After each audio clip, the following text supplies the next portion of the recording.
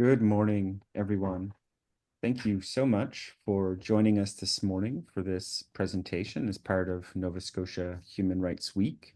This is the 15th session that has been hosted as part of this year's celebrations, and we're really grateful for all the presenters, including today's, and for all those that have tuned in throughout the week. To remind everybody, there is one final session this afternoon taking place at 1 o'clock. As well, recordings from all previous sessions can be viewed now at the Human Rights Commission's website at humanrights.novascotia.ca. And this session and this afternoon session will be posted as well within 24 hours. My name is Jeff Overmars. I'm a communications advisor at the Nova Scotia Human Rights Commission, and it's my pleasure to introduce today's presenters in just a moment. I do want to start the session today by acknowledging that we are participating virtually in this session in Mi'kma'ki, the traditional and unceded territory of the Mi'kmaq Nation. Mi'kmaq have made these lands their home since time immemorial, and they are its past, present, and future caretakers. Our relationships in Mi'kma'ki are governed by the treaties of peace and friendship. The Nova Scotia Human Rights Commission values such teachings as imsit nogama, meaning all my relations, which values the inherent interconnectivity of all things. And it's our hope that through sessions like this and those that have been hosted throughout the week, that we can continue to build bridges of understanding and learning and curiosity to bring greater compassion and empathy, understanding, and inclusion across the province. I would also like to acknowledge the deep contributions of persons of African descent to the communities and culture within the province of Nova Scotia, in particular around their advocacy towards greater inclusion and equity and fairness and justice for all communities, not just those of African descent. It is the work of African Nova Scotian leaders that resulted in the establishment of the Nova Scotia Human Rights Commission and the drafting of the Nova Scotia Human Rights Act. And we are indeed building upon their work in hopes of continuing the pursuit of equity and inclusion for all persons in Nova Scotia. I, again, just want to thank everybody for being here today. We do have ASL interpretation on the call, and if you wish, you can spotlight our ASL interpreter, Hunter, at any point. Similarly, we have captions available, and you can turn the closed captions on using the closed captions button at the bottom of the screen.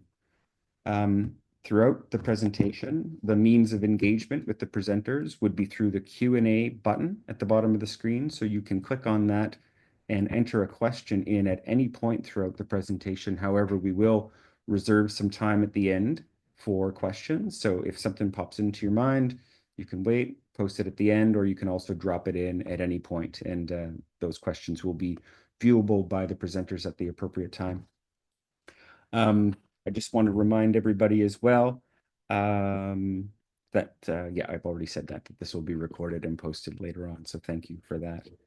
The topic today is intersectionality and collaboration in action, revitalizing municipal campaign schools. And we're fortunate to have Caroline Hemstock, a senior corporate policy analyst with strategic policy and planning within the Department of Municipal Affairs and Housing. Thank you to Caroline for being here. You'll hear from her in just a moment. And joining Caroline is Jelena Lewis. She's a consultant with Sea Change Collab, who was a partner in this particular project. So without further ado, over to you, Caroline, and thank you again for being here. Thank you, Jeff. And yeah, it's nice to see some folks online, and we're looking forward to spending some time with you today and your questions later on. As we wrap up the presentation part, we'd love to hear from you and have a conversation. I think you've introduced us, Jeff, so thank you. Could we go to the next slide, Jelena? So I'm joined by my co-presenter, Jelena, but we would be remiss if we didn't recognize and appreciate that this project would not have happened if it wasn't for the collaboration with the Status of Women office, and specifically Crystal Sutherland, as well as our other project collaborators from the Department of Municipal Affairs, Michelle Venturini, who was previously working with us on this, Natasha Jackson, Nick Barr, Jason Hahn, as well as Sea Change Collabs, Corey Mellinson. So I just want to say thank you to all of them for their work on this project and their energy and passion that they put towards making this happen. And we're just telling you about it now, but they were deeply embedded in the work throughout. So today we want to tell you, take you through a project that we've worked on over the last, over a year, I would say. And we have 3 objectives or goals that we would like to achieve. So the first thing that we're hoping to do is to share with you a little bit more about a practical example, so that we're going to go from concept to execution of how to apply intersectionality to a Government of Nova Scotia program, in this case, the Municipal Campaign Schools, and how to collaborate across and outside of government. Our second objective is that you will hear about how we applied equity, diversity, inclusion, and accessibility lenses, specifically gender-based analysis plus, to this project. And we will share with you some key takeaways, some lessons learned, some highlights from the project that hopefully will serve as inspiration in your own work. I'm going to pass it to Jelena. Great. Just skipping to the next slide. All right, so I'll talk about what campaign schools are. Some people joining us might be familiar with campaign schools, others might not. But campaign schools are really a way to help people prepare, learn, and network ahead of running in an election, maybe as a candidate, but maybe working on a candidate's election as a campaign manager, as a volunteer, as a loved one, a supporter. So really just a way to bring people together and help folks get ready to participate in an upcoming campaign. So our campaign schools that we hosted were a way to boost Nova Scotians' interest in running for local government. We had our municipal campaign recently in October of this year, and we facilitated workshops where people could learn skills and gain the knowledge they needed to run for municipal office. But again, the campaign schools were and often are open to people who are not just running as candidates, but are going to work on a campaign in one capacity or another. And I say work because loosely, a lot of people are volunteering their time when they're helping with a campaign. And the Department of Municipal Affairs and Housing supports campaign schools during the lead up to municipal elections in the province every 4 years.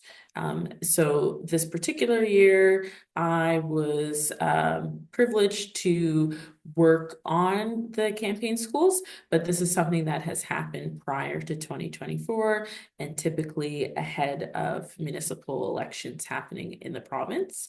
And also, I'll just note that throughout the year, the Status of Women office offers free online training modules and resources for women and gender diverse persons interested in running at all levels of government. And that is resources that you can even access now through the Status of Women office. So that's a little bit about what campaign schools are.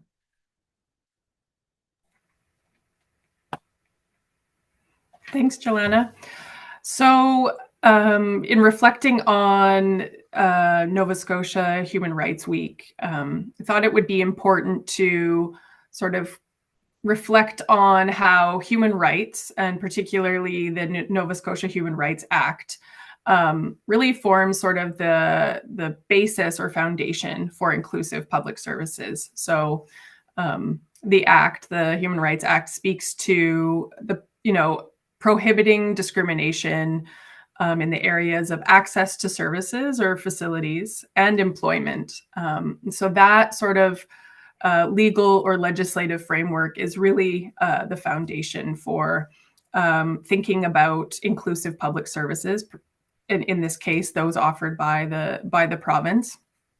And we know that there's absolutely more work to be done, and that there are systemic barriers that folks, particularly from underserved and underrepresented communities, face when it comes to accessing services and programs.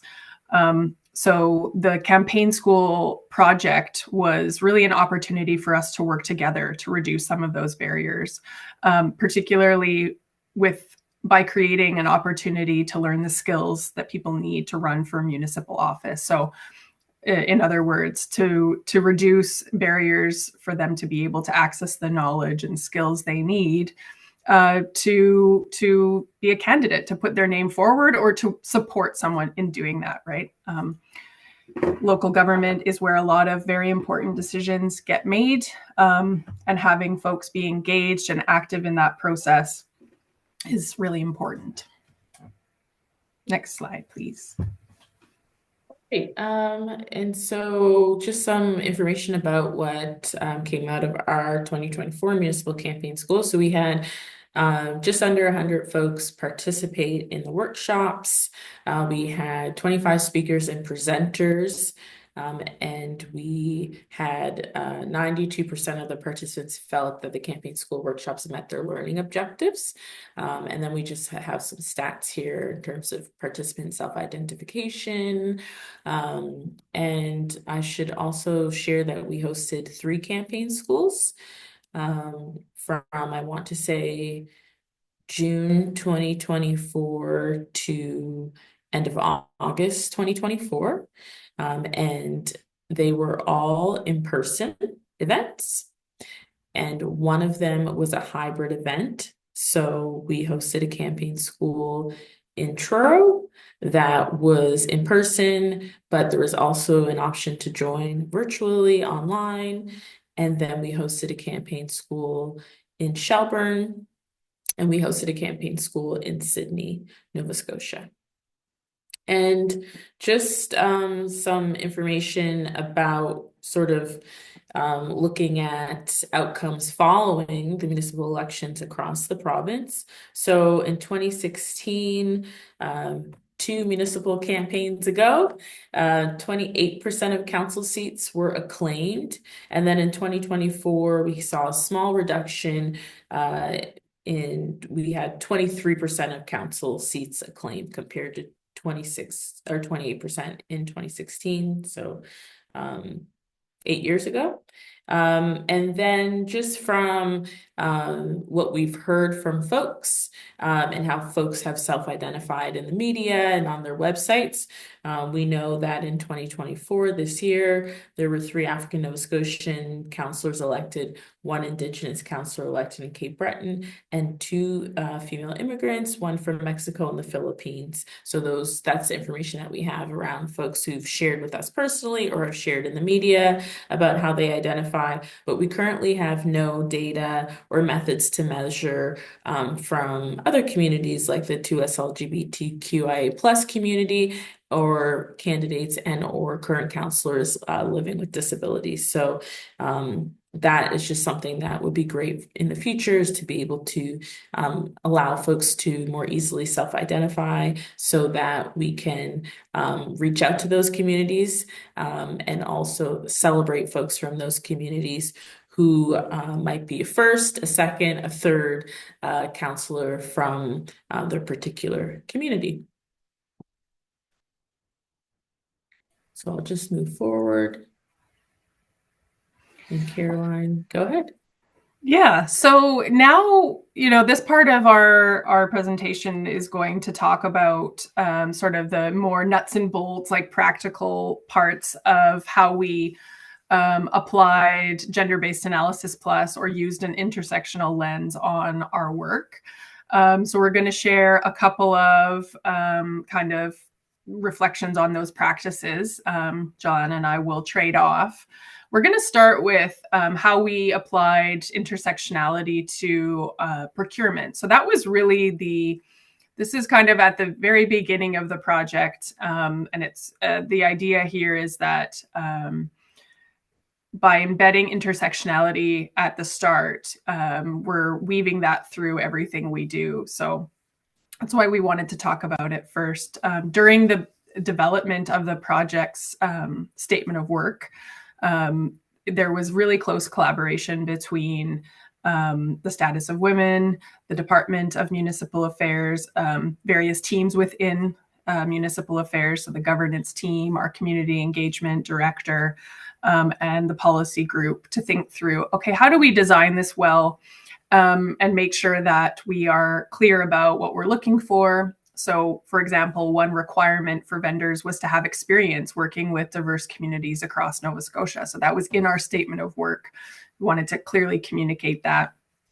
And what we've heard from our partner, Sea Change, is that when they saw that in the statement of work, that actually informed how they structured their proposal and who was on their team, who they were presenting in their application. So the statement of work really was designed to reflect the importance of using EDIA, equity, diversity, inclusion, and accessibility lenses for each activity or deliverable. And it had a very strong focus on working with underrepresented communities and designing the program with their diverse needs in mind. And so we'll talk a little bit more about that as we go along.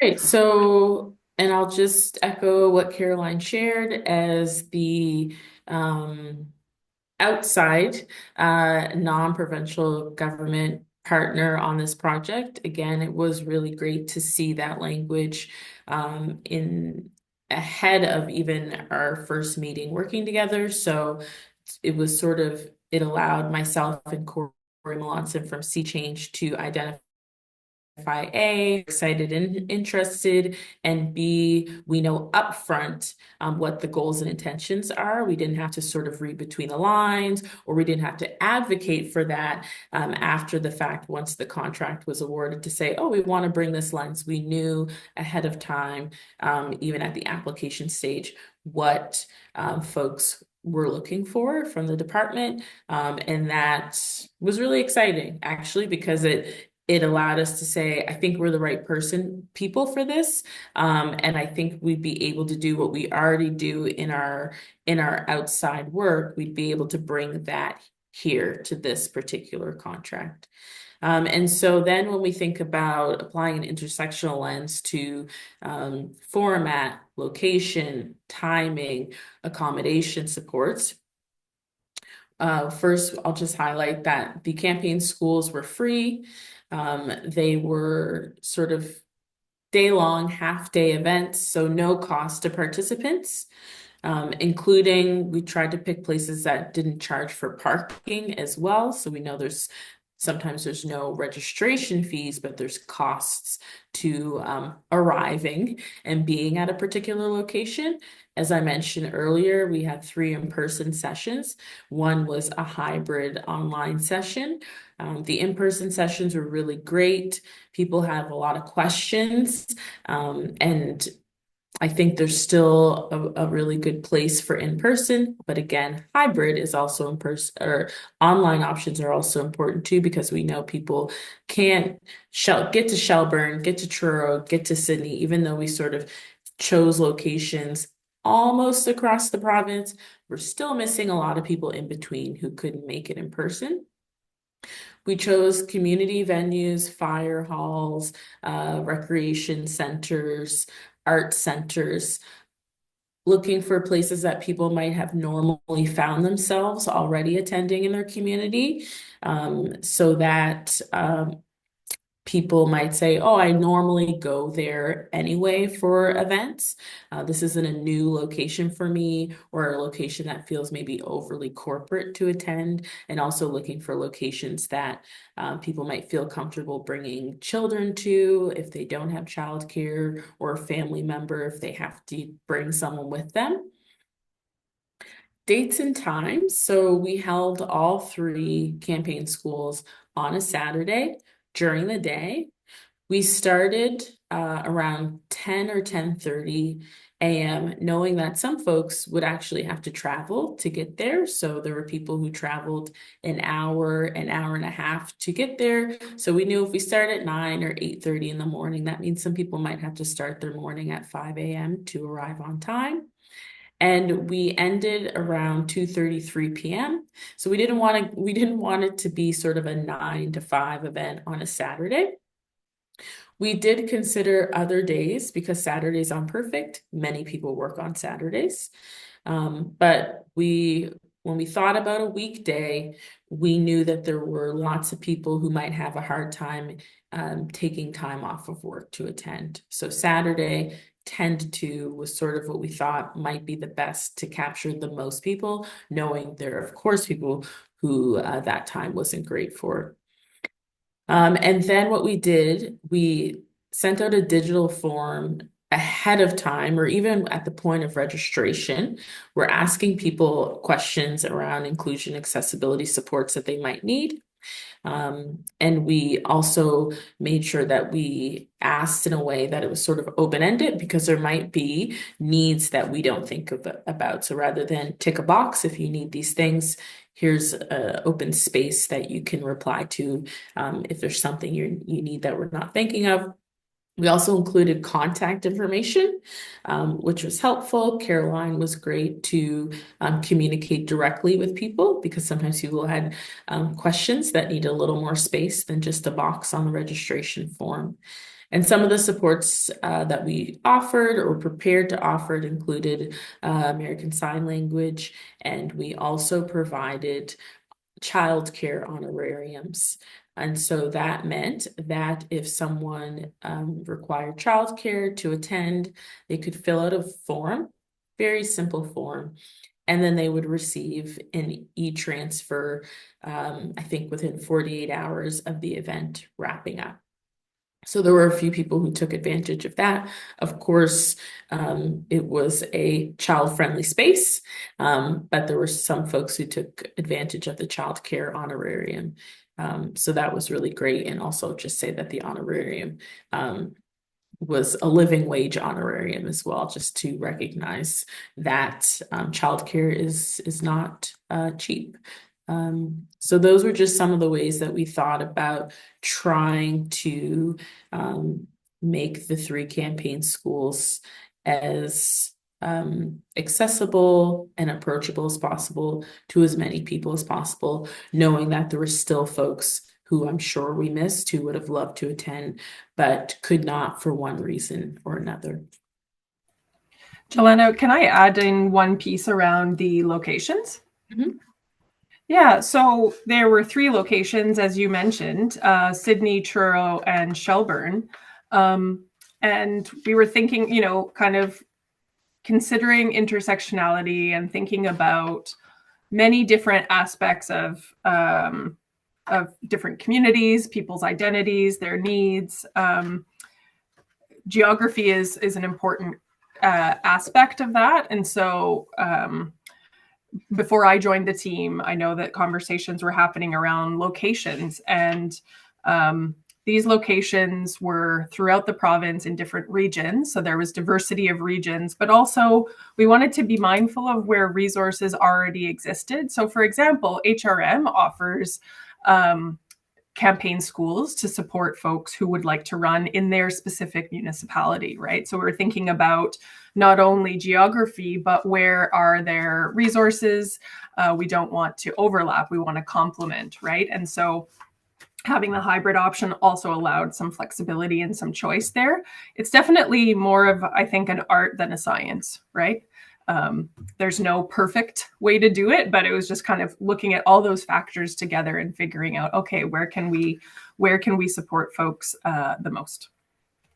Great, thank you. So now I'll just talk a little bit about workshop design and learning approach. And so in terms of the activities, we wanted to try to mix things up as much as possible. I will admit that at the end of the day, these 3 events were the sort of events where people come in the room and they sit down and they listen. But we tried to keep our sessions short. So 45 minutes, half an hour, nothing longer than an hour. We tried to switch up the format of sessions. So one might be an interview, one-on-one interview where I sit and speak with one counselor and we have sort of a conversation. And of course, folks can ask questions throughout. We also had sort of panel style where we would have 3 presenters speaking. And we also had fidgets on the table because we know for a lot of folks, sitting and listening on a Saturday is not the best way for them to learn. And I was surprised. I saw lots of people sort of pick things up throughout the day, especially in the afternoon, after lunch, and just using some of those fidgets. We had lots of notepads on the table, and like we tried to sort of mix up what people could use to write, jot notes. We had markers and stickers and things like that, because we know that people are capturing information in different sorts of ways. We also let people know in the beginning, if you need to leave the room, if you need to stand up, if you need to take a break, please feel free to use the space how you need to. We had a range of speakers, which was really nice. Included some folks from the province, the Minister of Status of Women. We had current counselors, which is great because those are the people who have the job right now, and they can answer the questions around what it's like to be a counselor. We also had municipal administrators, which was really, really helpful to have those people because those are the people who are administering in their municipality the elections, and they can really answer those questions about the rules around fundraising, signage, how do I get my name on the ballot?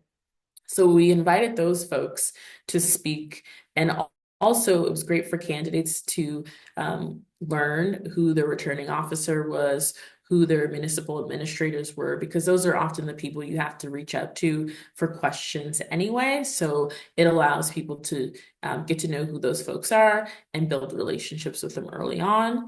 And then we also had folks from organizations like Equal Voice, which is a national charity dedicated to improving gender representation across politics of all levels within Canada.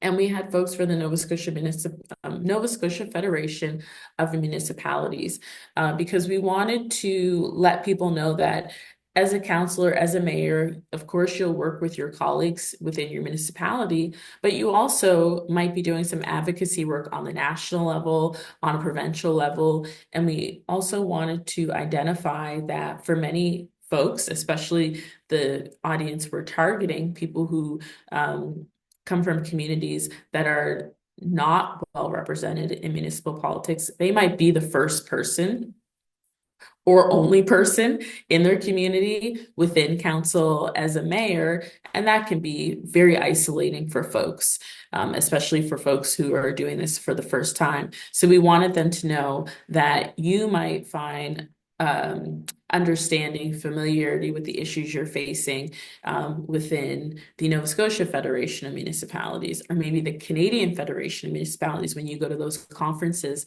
a couple times a year, or maybe through Equal Voice. So we wanted people to know that there might be a loneliness once you're elected because you're sort of a first from a particular community, but there could be groups within the province or nationally where you can find that collegiality, where there's already a shared understanding about the reasons why you decided to run or the issues that are really important to you.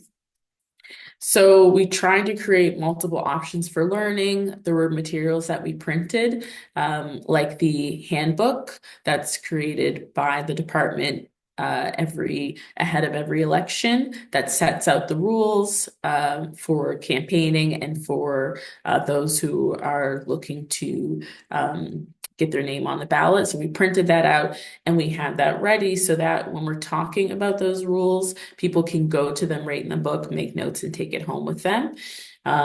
So we just tried to find ways to keep things engaging and let people know that we want to meet you where you're at, and we want this to be the sort of experience that you take away what you need, because some people arrive looking for information around what's it going to be like as a counselor. Some people want to know, how do I campaign? Some people want to know, how do I fundraise?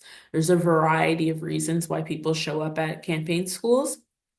So it's impossible to talk about all of those things on a Saturday in a few hours, but we wanted to sort of hit some of those key messages and also let people know where they can go afterwards. So we provided a resource list ahead of time, actually, and then following the campaign schools as well, so that people know where they can follow up and get more information. So I'll move on to the next slide.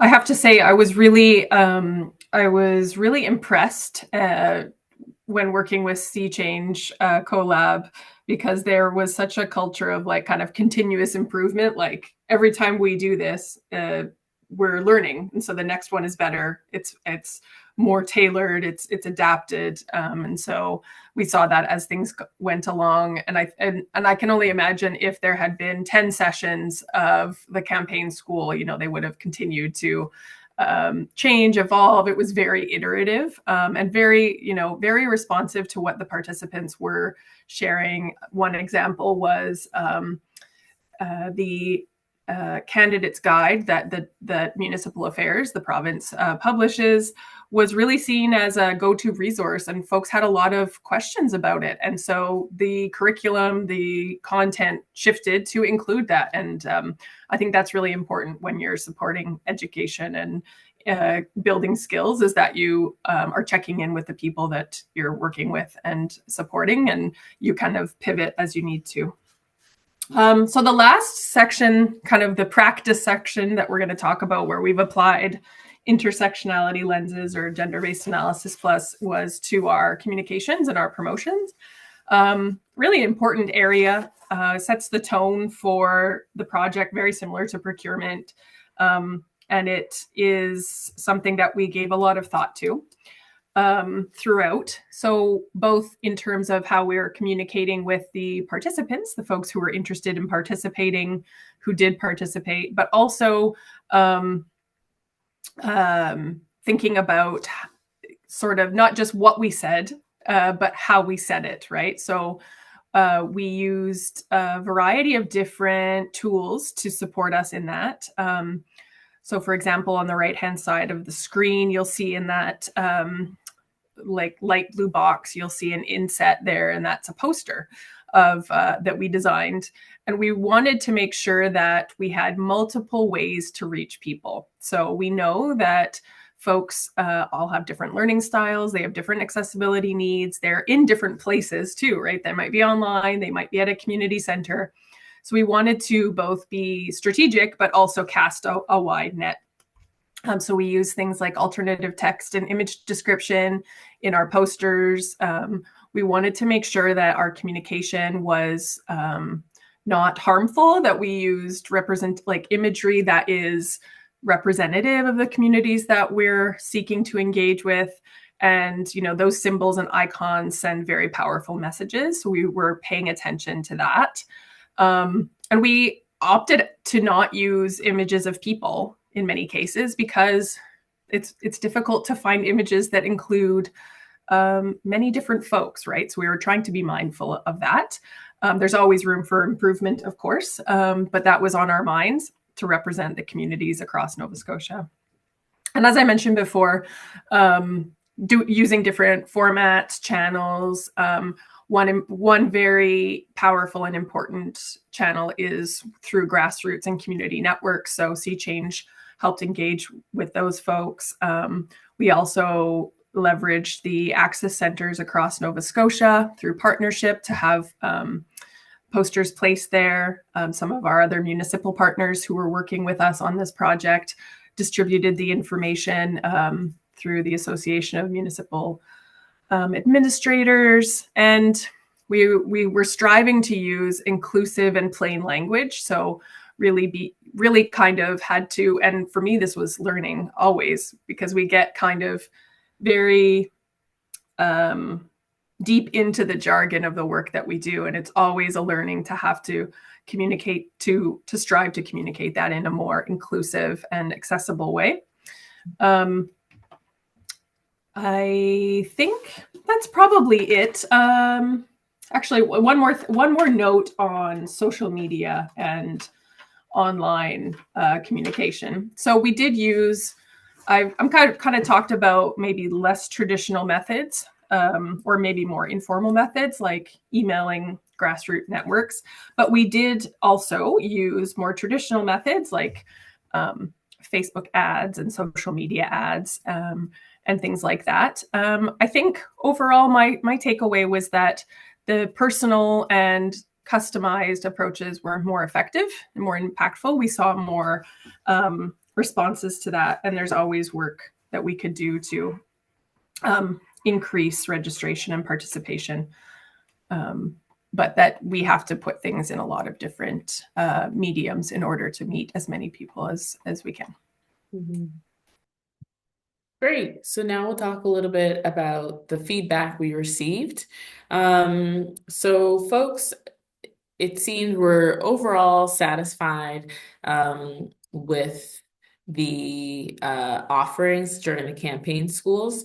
There were people who participated who had run previously in an election, people who weren't sure if they were going to, but had been encouraged to run. So we had a real range of folks.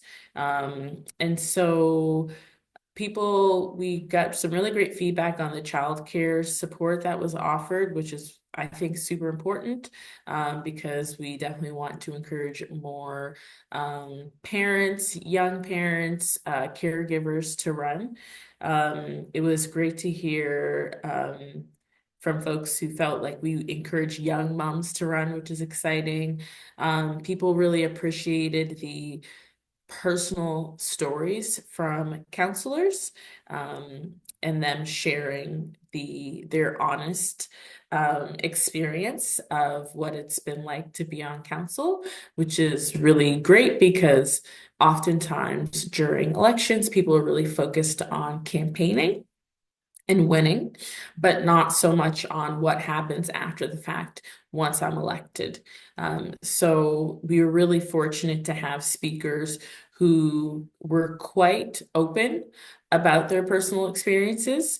We even talked a little bit in each at each of the 3 campaign schools about online harassment, in-person harassment that elected officials are increasingly experiencing across the country, which was really important to highlight, and some of the advocacy that's happening provincially and nationally around shedding more attention on that issue, especially since the folks who are dealing with that at even higher rates come from the communities that we were targeting for these campaign schools: racialized folks, people from 2S LGBTQIA plus communities, people living with disabilities, women experiencing that harassment at even higher rates as elected officials. So it was good to talk about that. We also heard that people wanted us to think about travel subsidies, offering travel subsidies in the future. There were people who traveled an hour and a half to get to the campaign schools. So that might be something to think about in the future. Some people wanted more specifics and directional information on how to do certain things as a candidate. But as I said, it's really hard to pack in so much information on a Saturday in a few hours. So it was good to get a range of feedback from folks. I'll also let people know that 66% of participants said that the campaign schools increased their awareness about municipal roles. So what do councilors do? What do mayors do? What do CAOs do? What do clerks do? Returning officers, what do they do? 80% said that the school increased their understanding of the steps to get elected. To even become a nominated candidate can be quite a process. There are deadlines and signatures and forms to file on time. So it was important that people learned about that. And 80% said that they understand better the realities of being a municipal councilor. So that's just really important because we want people to feel prepared for the job. So that's just some of the feedback that we received from participants. Joanna, do you mind if we go back to that slide? Yes. Well, I think we're going to elaborate a little bit more on this towards the end, but you'll see kind of that there were comments from participants that they were frustrated with the focus of the sessions being on inclusion and supporting those from equity deserving communities. And so, that's not easy to hear. Especially when we've put so much energy and attention and care into ensuring that this learning experience was inclusive for those communities. But it's very important feedback nonetheless, right? There are diverse perspectives on these matters. As a team, we received that feedback because we were getting feedback in real time and adjusting our approaches to be responsive.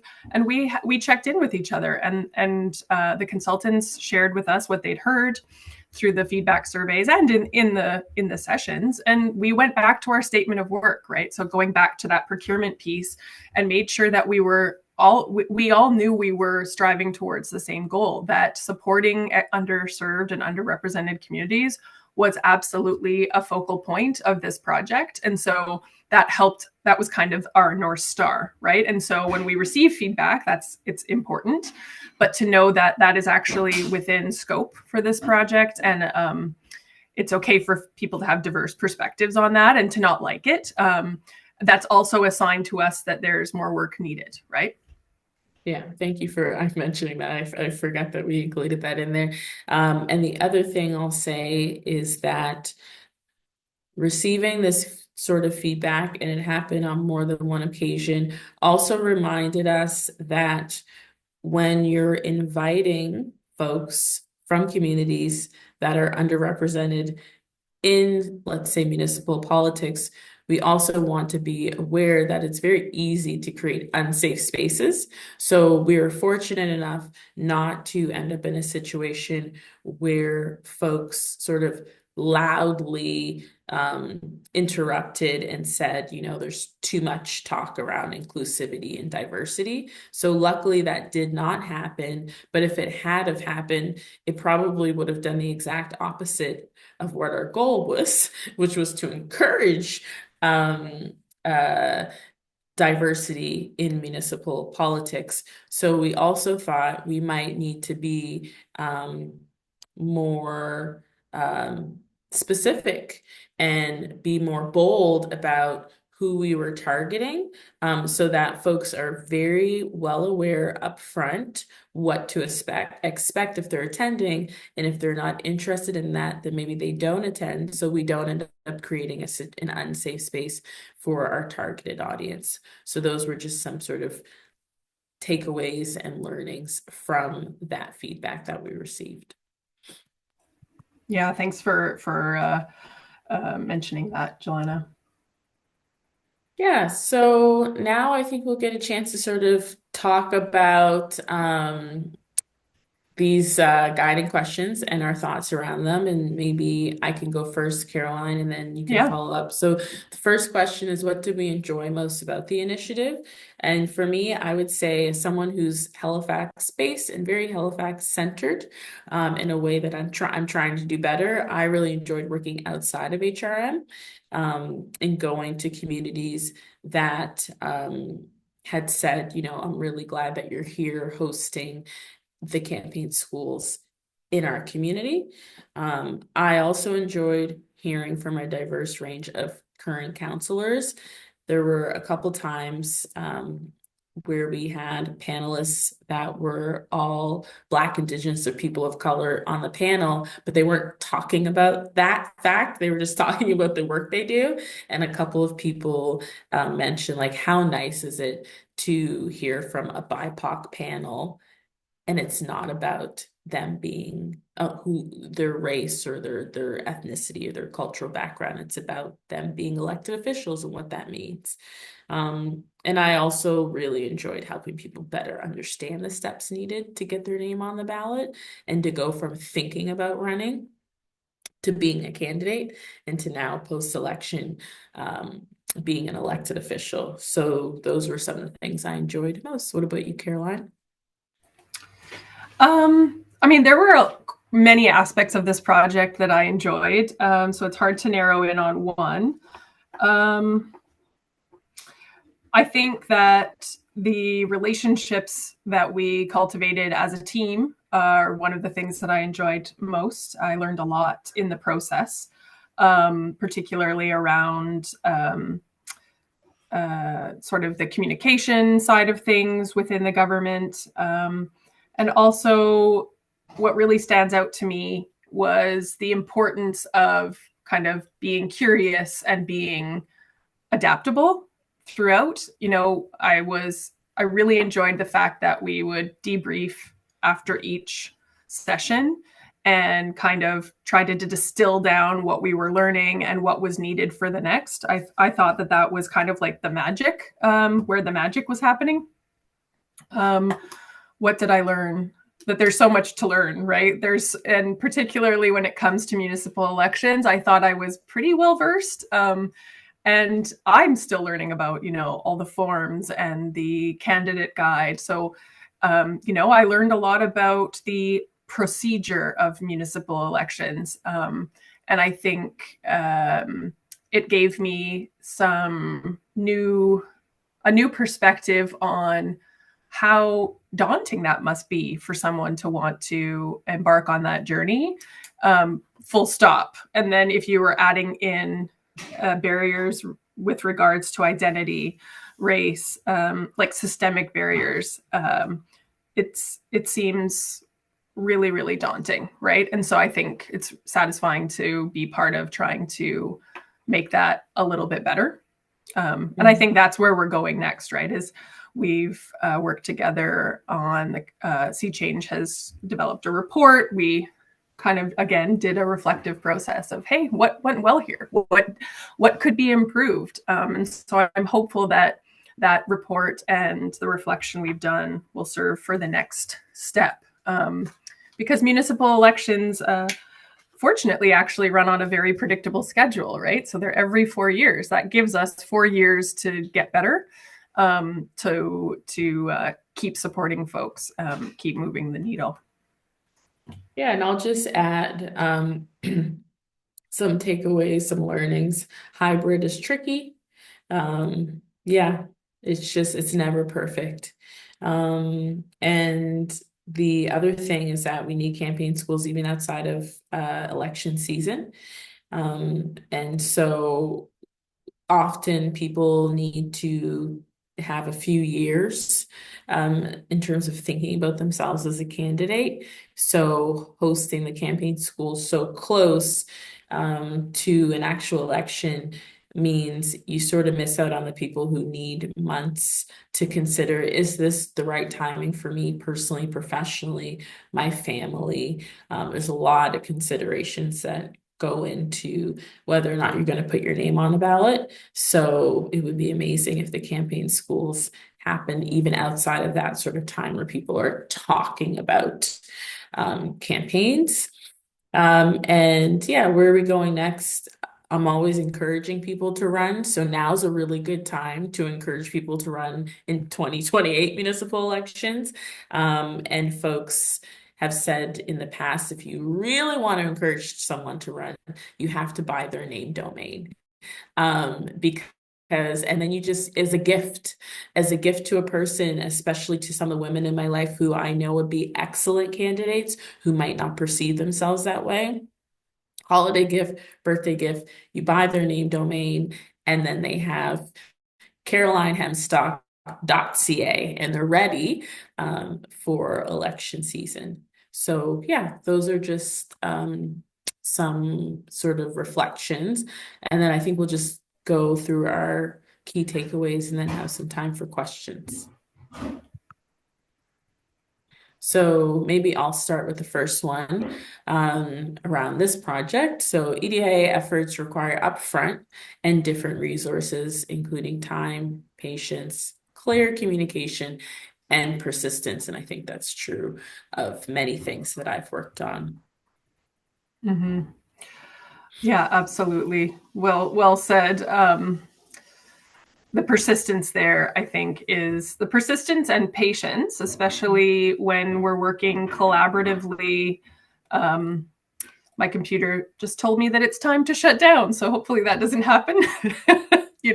Great timing. I think the persistence and patience when you're working collaboratively, the goal is to be thinking about how do I bring diverse perspectives to bear on a problem or an idea or a solution, right? And so I think collaboration takes time, but when we're working within government processes, policies, we're working within certain legislation, and we're partnering within and outside of government, we need extra patience because things do take time. And so I think that for me is an important takeaway. And just to say thank you to Jelana and Corey, who isn't here today with us, but was a very important part of this project, for their patience as we work through our government processes, right?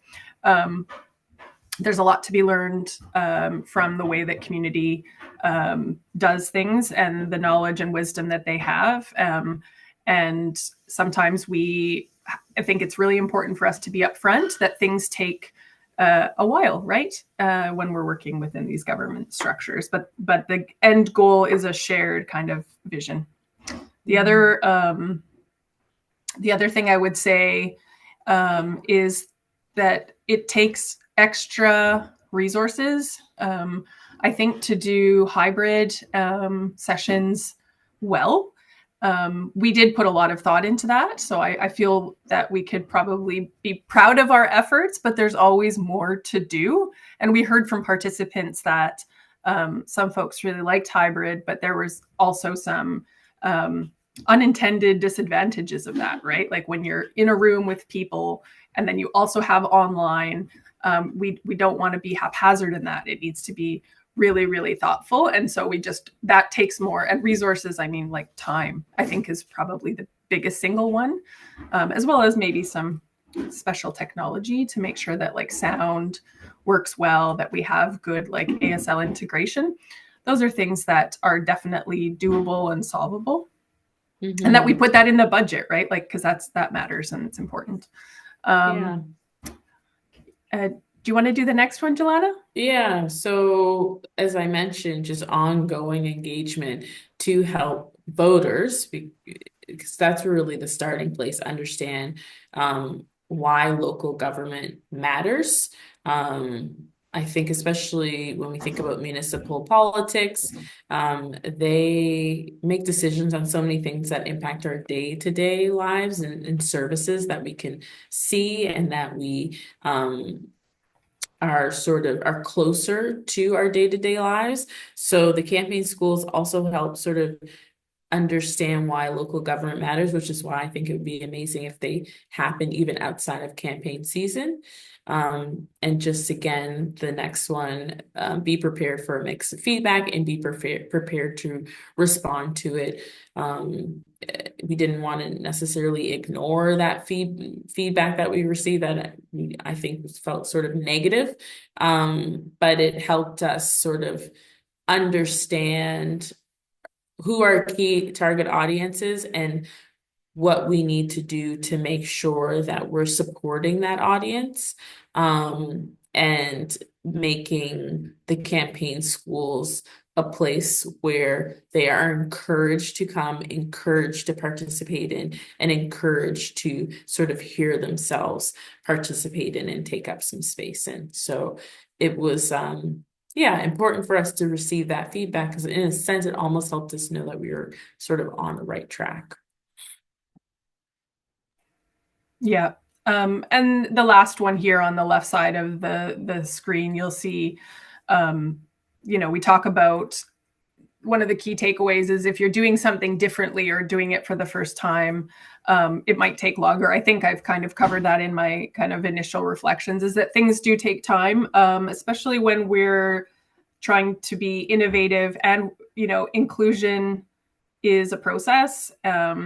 It's, I believe, quite cyclical because we learn each time.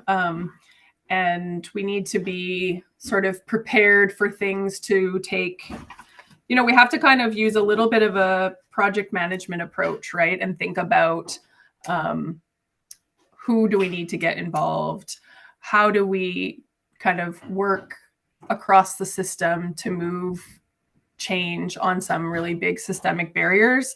And those are they're not small, right? And so just, I think, goes back to the patience piece, but not to lose, like, you want to continue to have momentum, right? And so I think having kind of manageable milestones, achievable goals is helpful to kind of balance out sometimes the length of time that it can take to see change on some things that you're working towards.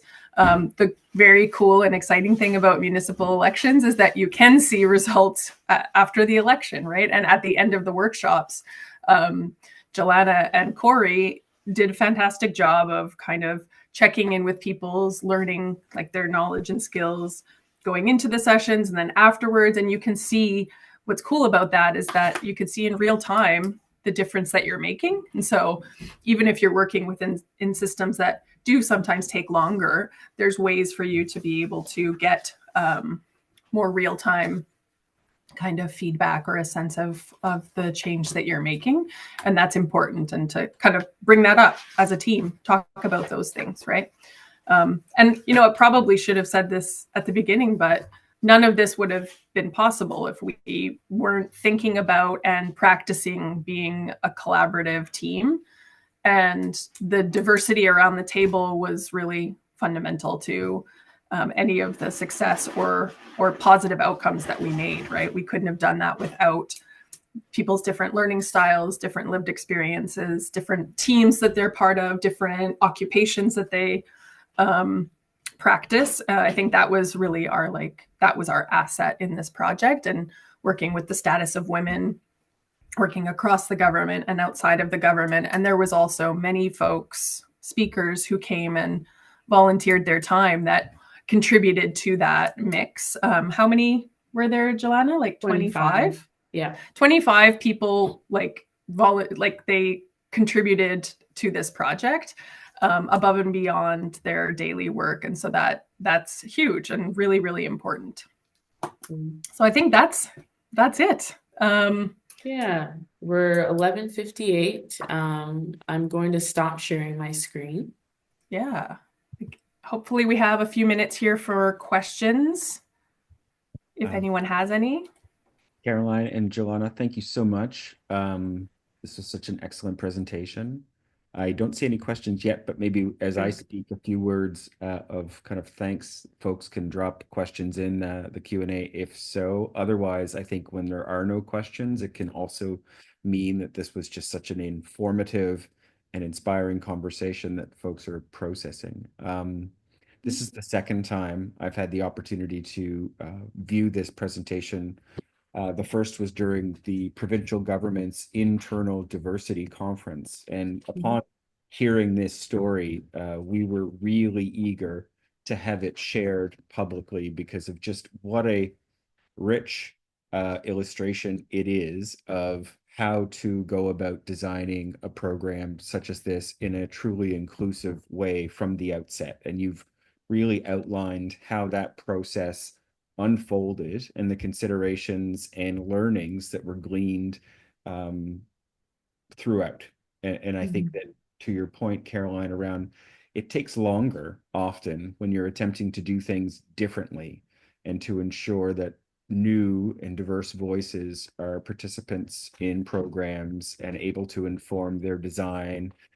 And I think that this is an opportunity to share some of those learnings with folks and to speed the process along for others who attempt to do so in other areas, both in the provincial government, in the private sector, in the not-for-profit, as we see different levels of government continuing to bring EDIA, equity, diversity, inclusion, and accessibility into their work. I think it's important to share these success stories to inspire folks and also just, speed the process along and give folks confidence to do it because it is entirely doable. I don't see any questions popping in there. Are there ways that folks could get in touch with either of you if they had any questions that come up afterwards? Yeah, Sure. absolutely. Well, Yeah. I can put, maybe Jeff, you could add it to our emails to the posting that you put up. Yeah, what I'll do, if that's okay, is I can add a hyperlink on the event page to each of your names that folks, if following up, can do so via email. And again, the recording of this session will be posted within 24 hours. And so one thing I wanted to reiterate is that the Nova Scotia Human Rights Commission is but one part of a larger system that works to advance human rights in the province of Nova Scotia. We made this point during the presentation of the Nova Scotia Human Rights Awards on Tuesday of this week, acknowledging leaders in community who have made a life of working to advance human rights through various pieces of work. And this work is also done by various levels of government as well, both the provincial government in departments such as municipal affairs and housing and others that have been spotlighted or highlighted throughout this past week. I'm really happy that you talked about the status of women and the gender-based analysis plus framework. The status of women shared a presentation on gender-based analysis plus this week as well. And so if folks have had their interest piqued through this discussion, they can find a recording and some sharing of information about that as well on the Commission's website. So maybe just final words from either you, Caroline, and Yeah, sure. Thank you for inviting us. I should also say that I did not have any experience in politics. I ended up until 2016 when I managed someone's campaign for municipal election, and that was a really amazing experience. I learned so much, and so I just love to encourage people to run because I know it's not easy to do, but it's really important to have a range of voices around the table. So, yeah. Yeah, very well said. Thank you, everyone who came and who are still on a few minutes past noon. I was thinking about a call to action or something that we could leave folks with, and I was reminded of the status of women's self-paced online training. So they actually have modules online. If you are interested in learning about running for local government, or actually they support anyone who's interested in running for elected office, you can go to their website and there are modules there. You can take them on your own time from your couch. So that's something. And if you're interested, get in touch with us and we'd be happy to answer any of your questions. Thank you again, Jelana and Caroline. I'll even post a link to those modules alongside this session on the website. Awesome. Thanks, Jeff. Great. Thanks, everybody. All right. Take good care. Thank you. Bye.